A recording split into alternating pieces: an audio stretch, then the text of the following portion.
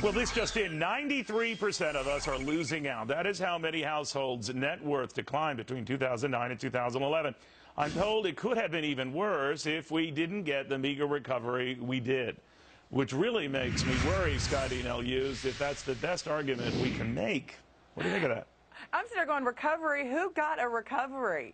I would like to have their names and numbers. Oh, they must be someone that's connected to Washington, because that's the only city in the country that's really not feeling a true crunch like everyone else. By the way, they've just responded they would like your number. But, Dee, what do you make of that? That all of a sudden, you know, we've realized that much of the bemoaning of this White House has been to improve the wealth gap, and it looks like the wealth gap has widened all the more.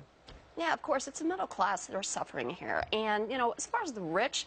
But they seem to suffer under Republican and Democratic presidents alike. More so. More so under the Obama administration. Well, no, you can draw lines of distinction, but I think the only line that I draw is that whether it's worse for one or the other, it's still widening through both.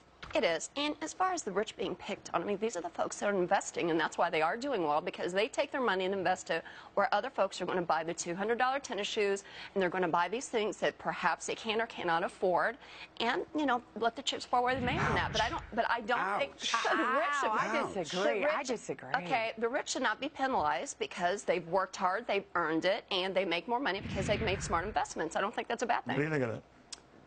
This should come as a surprise to absolutely nobody.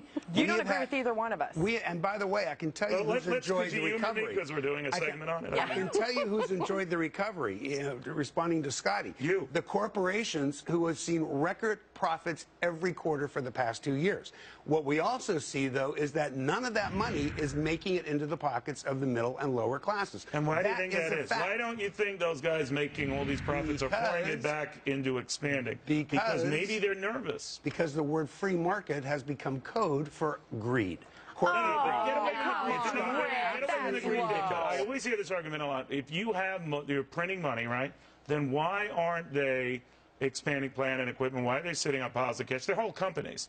You would think in this environment they would do the kind of things. Think about where the profits are coming from, as our friend Charles Payne will tell you. Cuts. They're making, a lot of cuts. Cuts at first, and Charles will back me up on this. We've had this conversation. Cuts at first, no more. Now it's coming from overseas sales, not the places we always look, like Europe. Forget Europe. They're selling in Indonesia. You don't think the fact that they're penalized here pays any part? No. Okay. They're making a lot of money overseas. All right, Scottie, it's all the rich guys' fault. What do you think? At least they're not blaming Bush. Oh, wait a minute, he is a rich guy, too.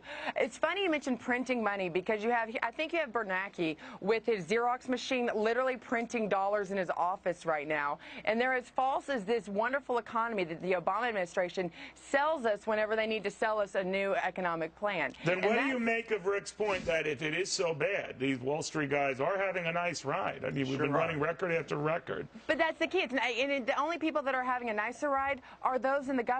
We're seeing the emergence of two different classes now. We are seeing those that are political and those that are not. That's the two classes of economy right now. This chasm, whatever you want to call it, isn't going to improve anytime soon. Yeah, I'm not going to disagree with that. The Washington, D.C. is absolutely, it's corrupt, it's dysfunctional, it's terrible, and there's too much money there. It's definitely fat, not good. But going back to what Rick said, which I think is blasphemy, you cannot say free. Yeah, you cannot say free. You know, it's so amazing because 30 minutes ago, I had 30 minutes ago, I had brokered a peace agreement between the two. Done. And it's all dissolved. It's all gone. Free market is good. The Middle East all over. Pro-business, free market, jobs. We go back to what our first segment was. The problem is we don't have enough jobs and the economy is bad. So, you know, that's, you know. So how do you correct that? The argument this administration has been making, well, you take more in tax money out of the rich to sort of even the pot. That's the problem. You have to look at these numbers. They're taking tax money from everyone. That's the problem. They lied. They said, oh, it's just going to be tax the rich and tax everybody. So, Scottie, you think that's not the way to do it? Bring the top down to make the middle go up? Well, that's the thing. You just looked at it. I think they just came out with a new poll that 80% of Americans believe that in order to improve the economy does not mean by raising taxes. Cut taxes. I mean, that's what we saw in January when all those taxes expired and we got the additional payroll taxes. No wonder why our household incomes are going down. And what we're not counting in inflation. What do you make of that link? Well, you know what? When did the payroll tax increase kick in? I don't think that's a big part of the statistics here. I'm not saying I love taxes. Oh, my I'm not taxes saying went I love up. the I fact paid that, a lot more this year. I'm not saying that I love the fact that the payroll She's taxes saying that went it up. would continue. It's probably continuing. But study after study, listen, I wish it were true. I don't know why people think that we don't want this.